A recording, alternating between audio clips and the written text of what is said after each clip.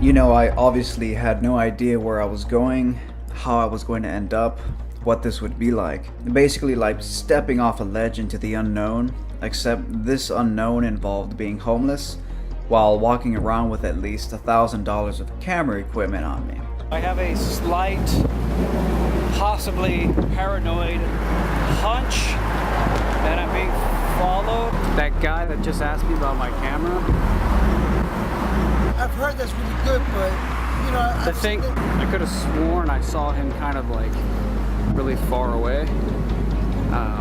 But walking my direction, even though he was walking the opposite way when I passed him. Stranded in some random ghetto place, trying to find your way to downtown, walking for hours and hours and hours, it really makes you appreciate how vast a city can be. When you have to walk each foot, step by step, calorie burnt through calorie burnt, just so you can walk a block, you start to realize how expansive the city is, and then by implication how expansive the whole goddamn planet must be.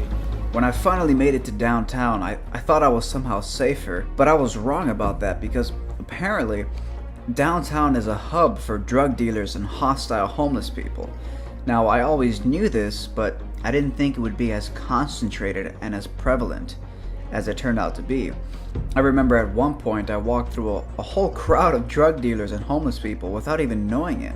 I literally walked right through them because it was such a big crowd. I didn't think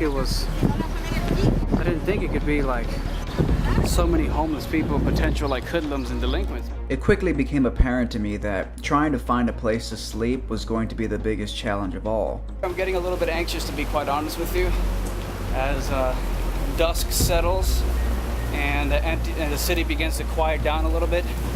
It's kind of strange. A lot of the homeless people I'd seen earlier, maybe they might be drug dealers too, I'm not entirely sure what they are. They're starting to come out now. It's almost as if they're waiting for nightfall to kind of come out. I started to wonder if my hopes of finding a sense of freedom while being homeless were just naive assumptions based on a lack of experience. As nightfall pressed hard upon the city, emotions I seldom felt began to rise in me.